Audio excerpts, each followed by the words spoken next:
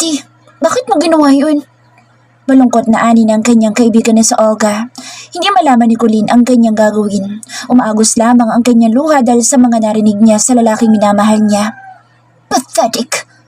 Bulong na ilang kababaihan na hindi pinansin pa ni Colleen. Bestie, alam naman natin na yun ang kinakamuhian ni Felix, hindi ba? Ang mapahiya siya sa harapan ng maraming tao. Dapat nagpigil ka naman ng galit mo, tiniyaan mo siyang magpaliwanag. Alam naman natin na hindi kanya magagawang masaktan at lokohin, hindi ba? Wika naman sa kanya ni Andrea. Nilangon ni Colleen ang kinaroroonan ni Felix ngunit wala na ang mga ito. Kaya mabilis siya nagtatakbo upang pigilan ito sa pag-alis at makahingi siya ng kapatawaran sa nagawa niya. Pagdating niya sa parking lot ay nawala na ang mga ito. Nakasunod lamang sa kanya ang mga tauhan at kaibigan niya. Puntahan natin siya sa hotel, please. Umiiyak niyang ani kaya isinakay na siya sa sasakyan at mabilis na itong humarurot. Pagkarating nila ng hotel ay hindi rin nila inabutan si Felix. Isang tawag mula kay Henry ang natanggap na Sylvia kaya napatingin sila sa telepono nito. Iuwi na ninyo sa Manila si Colleen dahil paalis na din kami. Pasakay na kami ng chopper at wala kami sa hotel. Iuwi na ninyo siya at kayo na munang bahala sa kanya. Magpapadala ako sa mansyon nila ng mga tauhan na magbabantay sa inyo. Ani Henry pagkasagot ni Sylvia ng kanyang telepono. Humagulo na lamang si Colleen at hindi na niya malaman pa ang kanyang gagawin. Pinagbihis siya ni Sylvia at pagkatapos ay nagtungo na sila ng rooftop upang makabalik na sila ng Manila gamit ang helicopter ng mga Devon. Colleen's personal voice. Ilang araw ko nang hindi nakikita si Felix. Sinubukan ko siyang tawagan ngunit isa man sa mga tawag ko'y wala siyang sinasagot. Madalas ay pinapatayan lamang niya ako ng phone. Pinsan, nasa airport ang mom at daddy mo. Sunundo na sila ng mga tauhan natin. Ana Sylvia, hindi ako kumikibo. Ilang araw na akong umiiyak dahil tuluyan ang nagalit sa akin si Felix. Gusto kong humingi ng tawad sa kanya pero hindi na niya ako kinakausap pa. Nagpadala ng mga tauhan dito si Henry upang magbantay pero wala nang pakialam pa si Felix. Dumating ang kopya ng CCTV footage dito sa bahay. Napanood ko ang mga nangyari at hiyang-hiya ako sa aking sarili dahil sa mga nagawa ko. Ellie, naririnig mo ba ako? Ang aking pinsan na si Sylvia. Tumango ko sa kanya pagkatapos ay tumayo at nagtungo ako sa aking silid. Hindi naman nila ako sinundan. Hinayaan lamang nila ako dahil alam naman nila na gusto ko mapag-isa. Tinignan ko ang aking telepono. Maging ang mga mensahe ko sa kanya hindi man lamang niya binabasa. Dumapa ako sa aking kama at muli akong umiyak. Ito na lang yata ang nagagawa ko mula nang bumalik kami dito mula sa Palawan. Ilang katok sa pintuan ko ang pumukaw sa akin. Mabilis kong pinahid ang aking mga luha at nagmamadali akong tumayo. Maaaring nandirito ng aking mga magulang. Pagbukas ko na aking pintuan ay iniluwa agad dito ang aking ina at niyakap agad niya ako ng mahigpit. Oh! Wika ko at niyakap ko din siya ng mahigpit. Umiyak ako sa dibdib niya kaya naman hinagod niyang aking likuran. Nandito kami ngayon ng iyong ama dahil nabalitaan namin na nangyari sa inyo ni Felix. Anak, hindi mo yun dapat ginawa sa isang couple day kape sa harapan ng maraming tao. Mahinahon na ani ng aking ina. Iginiya ko siya sa loob ng aking silid at magkatabi kaming naupo sa sofa. Hindi na niya ako kinakausap. Umatras na din siya sa kasal namin at hindi na siya nagpapakita pa sa akin. Masyado akong nasasaktan ngayon dahil sa kasalanang nagawa ko sa kanya. Hindi ko po sinasadya. Masyado lang po akong nilaman ng matinding selos na nararamdaman ko ng gabing yun. Umiiyak kong sabi sa aking ina. Bumukas ang pintuan ng aking silid at iniluwa naman nito ang nag-aalala kong ama.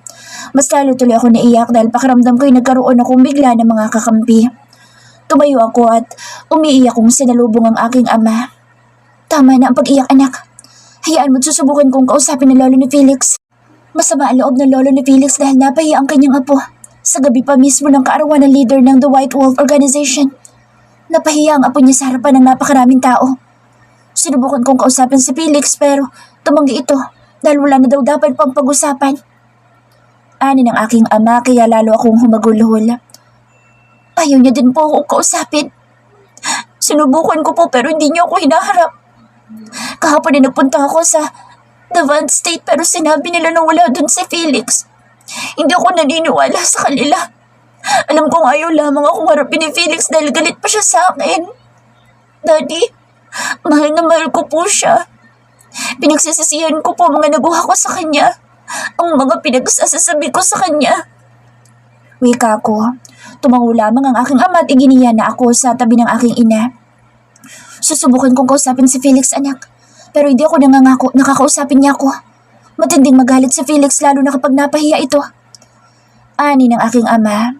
Hindi na ako nakapagsalita pa. Umiiyak lamang ako sa kanila. Sobrang sakit sa puso ko ang mga nangyayari ngayon sa akin. Hindi ko alam kung totoo na sinusukuanan niya ako. Isang beses lang naman ako nakagawa ng kasalanan sa kanya. Yun nga lang, isang kasalanan nga lang pero ang nagawa ko naman ay isang bagay na kinamumuhian niya na mangyayari sa kanya. Ang ipahiya siya sa harapan ng maraming tao. Kumain na po ba kayo? Nagpahanda ako ng pananghalian sa mga kasambahay. Tara na po, sa ibaba para makakain na po tayo. Ani ko sabay punas ng aking mga luha. Iginiya nila ako sa ibaba. Matamlay kasi ang katawan ko kaya pakiramdam ko ay hindi ako makalakad. Huwag mo masyado isipin si Felix. Hindi ka rin naman niya matitiis dahil mahal na mahal ka niya.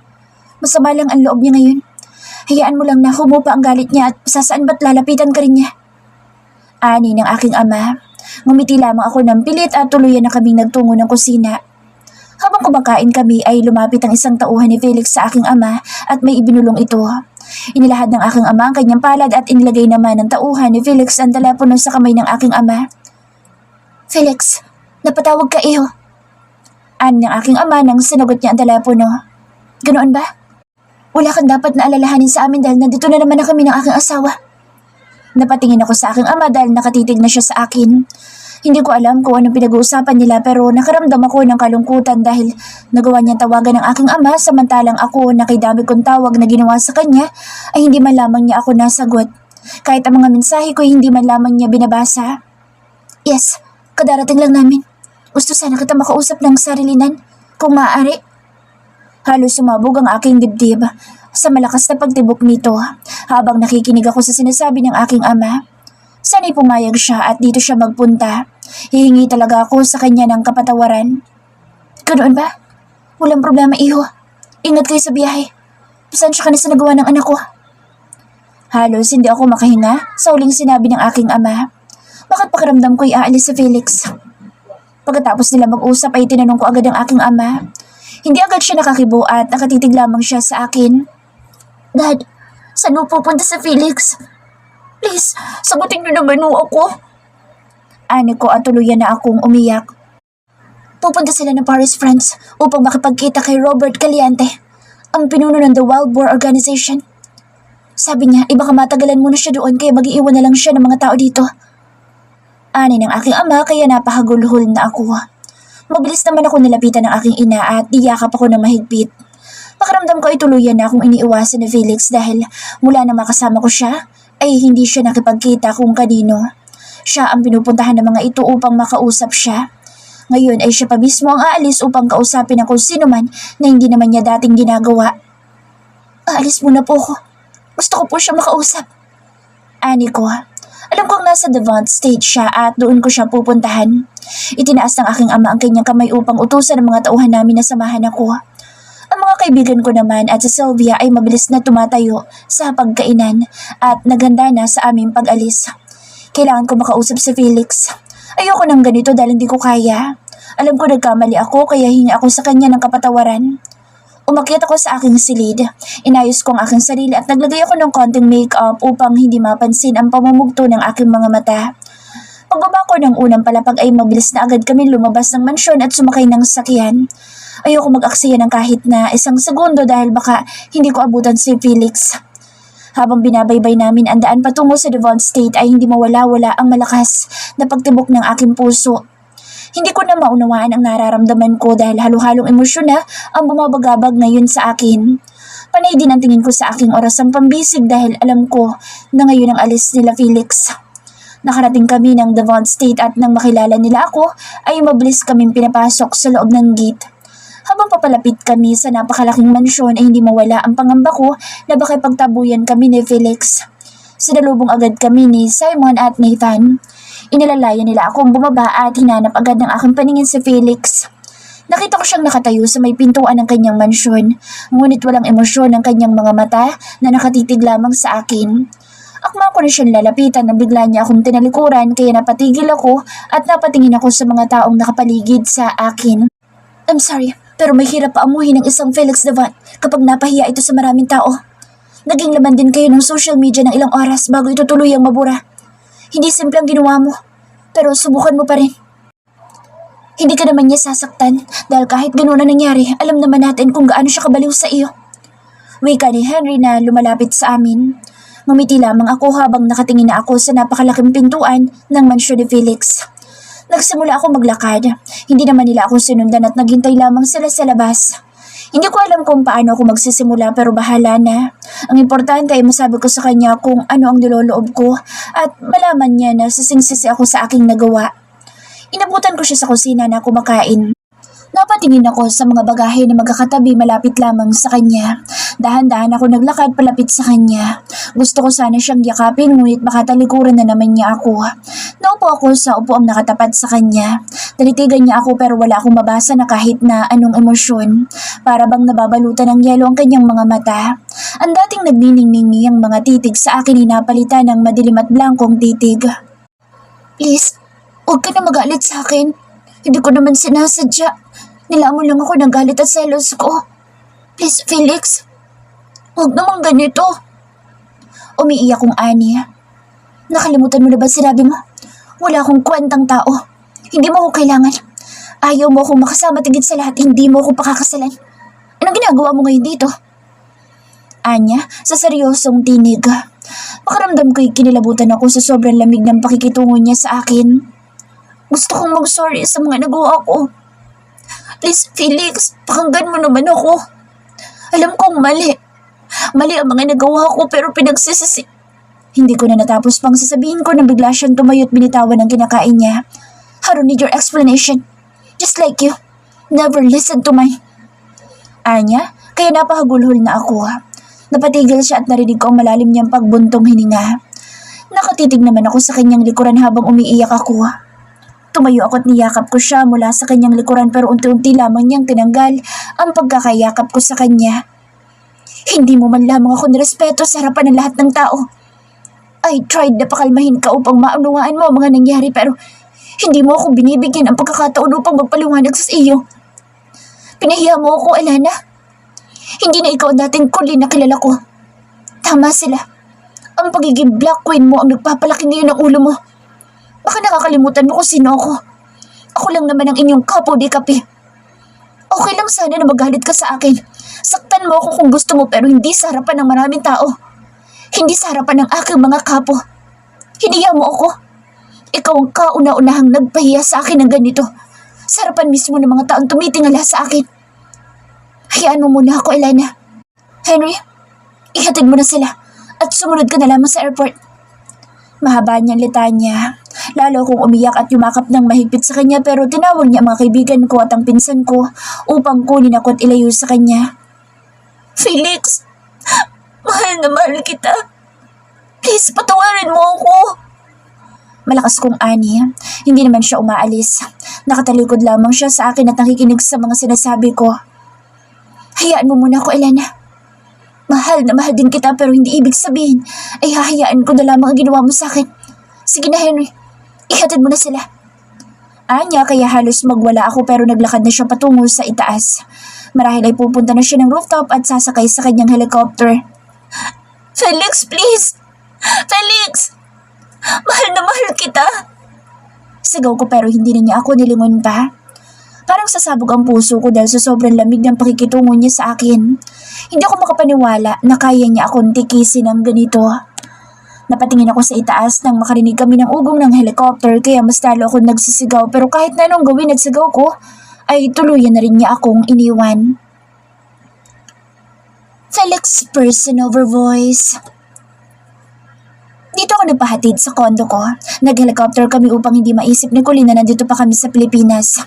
Alam naman ni Henry na mamayang gabi pa kami aalis kaya sigurado akong dito na rin siya tutuloy. Okay ka lang ba, bro? Tanong sa akin ni Nathan.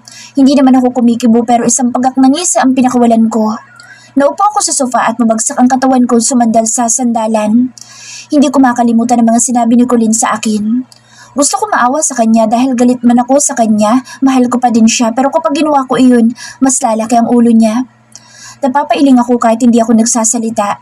Gusto ko magalit sa kanya pero hindi ko ginagawa dahil ano pa ang saysay nito kung tapos na ang mga nangyari.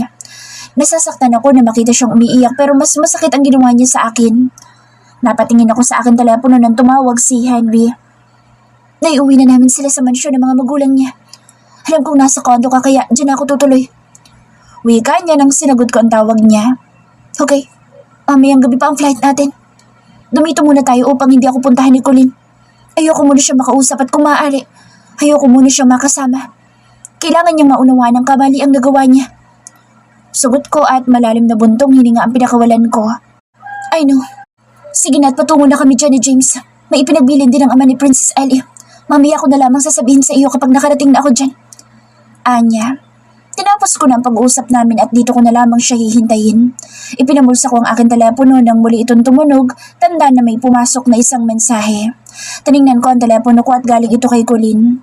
Ilang araw na niya akong tinatawagan at pinapadalhan ng mensahe pero isa man dito ay hindi ko sinasagot. Alam kong masasaktan siya pero wala akong magagawa. Hindi ako katulad ng ibang lalaki na magpapakatanga sa mga babaeng kahit mahal ko ay wala namang respeto sa akin. Walang respeto sa antas ng pagkatao ko. Umpisa pa lang ay pinangunahan ko na siya. Huwag niya lamang ako ipapahiya sa harapan ng mga tao pero binaliwala niya ang sinabi ko. Hindi ako nagkulang ng paalala sa kanya. Aayusin ko rin naman ang gulo namin dalawa pero hindi pa sa ngayon. Galit ako dahil habang tumatagal ay nagbabago ang ugali niya. Habang tumatagal ay binabaliwala niya ang mga sinabi ko. Ako pa rin ang kapo de kapi nila at ang salita ko sa kanila ay batas pero binabaliwala niya ito. Noong una ay okay lang sa akin dahil mahal na mahal ko siya. Nagagawa kong baliwalain ang lahat pero hindi na ngayon. Hindi na simple ang ginawa niya. Mag-iiwan ba tayo ng mga tauhan sa mansyon ng mga Andrade?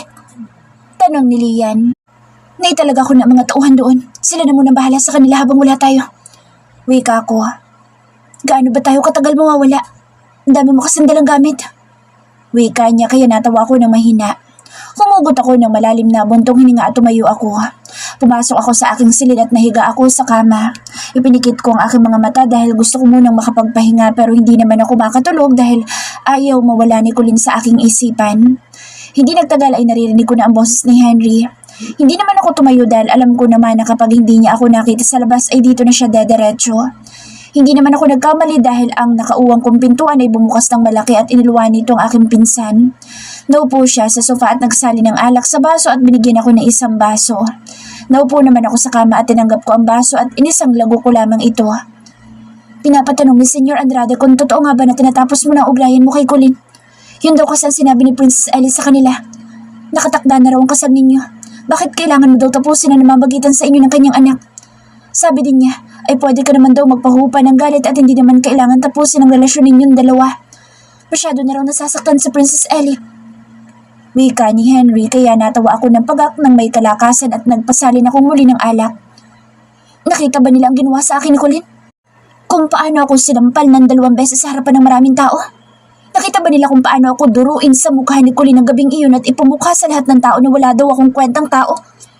Nandoon ba sila nang ipahiya ako ng anak nila sa harapan ng lahat ng nasasakupan ko?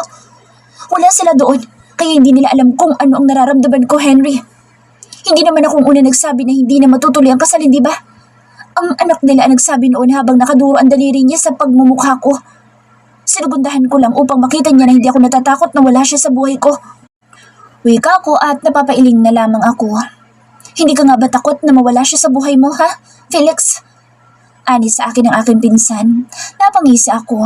Alam naman niya ang sagot ko pero sige, sasagutin ko pa rin siya. Takot ako mawala siya sa buhay ko. Kung takot din siyang mawala ako sa buhay niya, ilang beses ko bang ipinilit ang sarili ko sa kanya, ha, Henry? Nagawa ko pa siyang kunin na labag sa kalooban niya. Mapa sa akin lamang siya, hindi ba? Ginawa ko ang lahat upang mabaibig ko siya. Minahal ko siya at narespeto pero anong ginawa niya sa akin? Sa kabila ng pagmamahal na ipinakita ko sa kanya, nagagawa pa niya ang mga bagay na iyon sa akin. Pero huwag sila mag-alala dahil nagpapalipas lang naman ako ng galit ko. Hindi ko alam kung kailan ako babalik dito. Hindi ko alam kung kailan ko siya babalikan. Hindi ko alam, Henry. Wika ko at muli ako nahiga sa kama at ipinikit ko ang aking mga mata. Pero nasasaktan ngayon si Princess Ellie. Ikaw na rin ang nagsabi sa akin na hindi dapat sinasaktan ng mga babae kung mahal mo naman ito, hindi ba?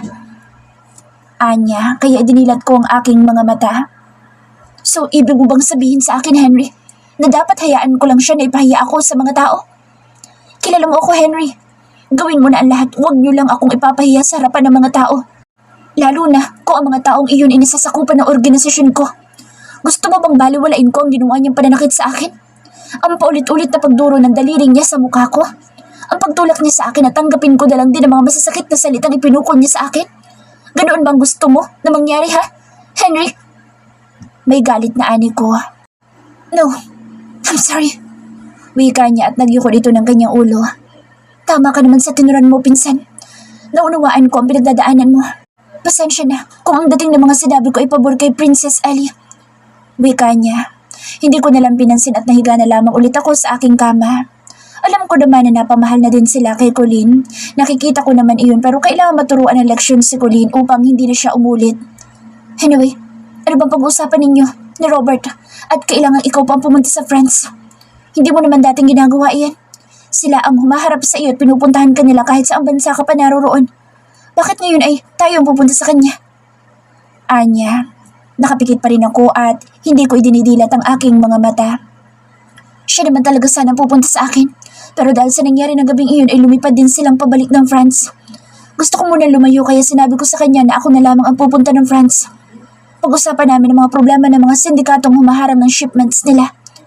Wika ako. Tumango naman siya. Nasabi ko na rin naman na sa kanila ang tungkol sa mga sindikatong iyon. Ngayon ay kilala na nila Robert kung kaninong sindikato ang tumatarantado sa kanila. Medyo may kalakihan ang grupo ng mga iyon kaya kinakailangan niya ng tulong ko at mga tauhan ko. Nasabi na nga sa akin niya ng mga high-ranking members ni Robert. Naikwento mo na rin sa akin ang tungkol dyan. Nakausap mo ba ang The Greyhound Organization tungkol dito? Anya, natahimik ako nang marinig ko na binanggit niya ang organisasyon na Trends. Hindi ko pa nasasabi sa kanya kung sino sa Trends sa buhay ni Jane. Hindi na kailangan. Kaya na yan ng The World War at ng The Venom Organization. Wika ko. Hindi na naman na siya kumibuna. Tumingin ako sa aking orasang pambisig at mag-aalas 6 na pala ng gabi.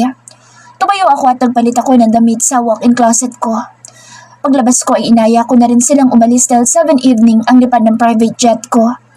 Lahat kami dumiretso na ng rooftop kung saan ay naghihintay na sa amin ang chopper na maghahatid sa amin sa airport. Mga high-ranking members ko lamang ang makakasama ko. Mga tauhan ko ay may iwan dito at tutulong sa pagbabantay kay Colleen.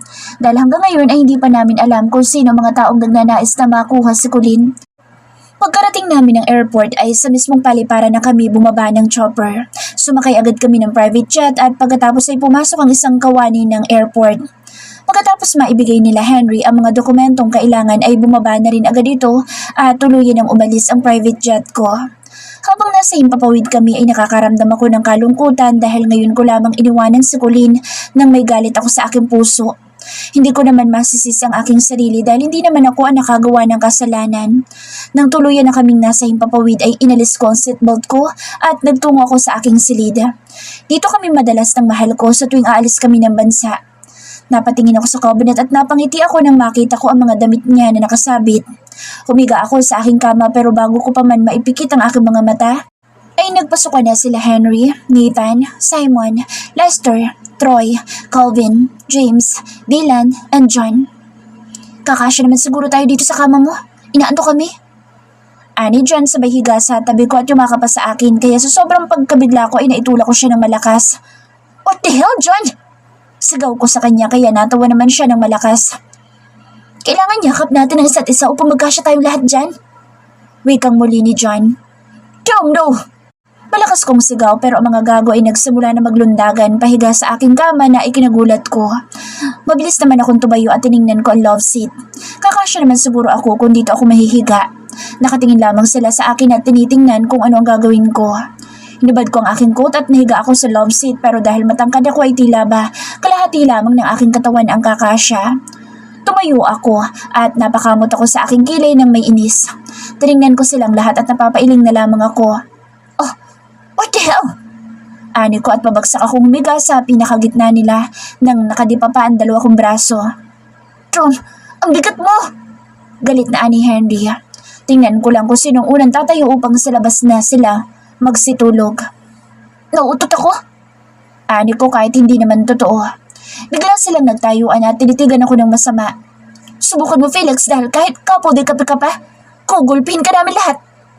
Sigaw sa akin ni Henry at isang malaking ngisi ang pinakawalan ko. Lalo na nang maramdaman ko na tila ba biglang kumulo ang hangin sa loob ng aking tiyan. Napahimas ako sa tiyan ko na hindi nawawala ang pagkakangisi ko at pagkatapos ay malakas na tunog ang narinig nila kaya para silang na-tornado na nagunahang tumakbong palabas ng silid. Walang tigil ang malalakas na mura ang isinisigaw nila habang nakatakip ang kanilang mga ilong. Mabuti na lamang talaga at hindi itong fart toy na laging nasa bulsa ko. Langiya, ang baho! Malakas na sigaw nila at tuluyan na silang nakalabas ng silida. Inilabas ko ang fart toy at pinindot-pindot ko ito habang malakas akong tumatawa. Biglang bumukas ang pintuan nang lahat sila ay sinilip ako at nanlaki ang mga mata nila nang makita kung ano ang hawak ko kaya lahat sila ay mabilis na nagsibalik sa aking kama. Shit! Mga gago kayo! Sigaw ko pero lahat sila ay nakapikit na at hindi na ako pinapansin pa. Comment, bakit ba kasi inilabas ko pa ang buwisit na laruang ito? Nabuko tuloy ako. Salib na matutulog na lang sana akong mag-isa, ngayon ay siksikan kami magkakaibigan sa isang king size bed. Matulog ka na, Felix. Mahaba-haba pa lalakbay natin. Ano Henry nang hindi idinidilat ang Colin's person over voice. Maaga pa lang ay gising na ako. Actually, hindi naman talaga ako nakatulog. Paano ba dapat matulog ang isang taong punong-puno ng sakit na nararamdaman sa kanyang puso? Hindi ko alam. Ang alam ko lang ay kasalanan ko ang lahat na nangyayari sa akin ngayon. Gusto mo ba lumabas muna? Sasamahan ka namin para naman hindi ka mas lalong malungkot dito sa loob ng bahay. Ani sa akin ni Sylvia. Hindi ko alam kung gusto ko nga ba lumabas. Hindi ko alam kung ang pamamasyal ay makakatulong sa akin para mapagaan ang kalooban ko. Alam ko naman na ako ang sinisisi nila dahil naging padalos-dalos ako sa mga ikinikilos ko at hindi ko na talaga nagawa pang pakinggan ang mga paliwanag ni Felix. Pero sana na may bigyan pa niya ako ng isa pang pagkakataon upang mapatunayan ko sa kanya na pinagsisihan ko talaga iyon. Sabi niya sa akin na napakalaki na raw na ipinagbago ko. Hindi ko naman napapansin na nagbabago na ako. Ako pa rin naman ito, ang dating kuli na nagmamahal sa kanya. Sige, maliligo lang ako. Wala sa loob kong sagot sa aking pinsan. Alam ko naman na ginagawa nila ito upang mawaglit sa isipan ko si Felix. Sana nga ay sa simpleng pamamasyal ay makalimutan ko ang mga problema ko. Ang mga masasakit na nangyari sa pagitan namin na lalaking pinakamamahal ko. Hindi naman ako sobrang tagal maligo. 30 minuto lamang ay nakatapos na rin agad ako at nagbihis. Tara na at kanina pa sila naghihintay sa ibaba. Nakangiting ani ng pinsan ko at sabay na namin tinungo ang unang palapag. Mabuti naman taisipan mo na sumama sa kanila. Wala kang dapat alalahanin dahil hindi kayo pababayaan ng mga tauhang nakasunod sa inyo. Mag-enjoy ka lang anak at kalimutan mo muna ang mga bumabagabag sa isipan mo. Mula nang bumalik kami dito, hindi ka pa namin nakikita ngumiti muli. Malungkot na ani ng aking ama.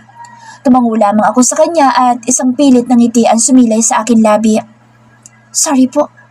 Ani ko at isang matamis na ngiti naman ang itinugon niya sa akin. Bantayan niyo mabuti ang anak ko. Huwag niyo siyang aalisan sa inyong mga paningin.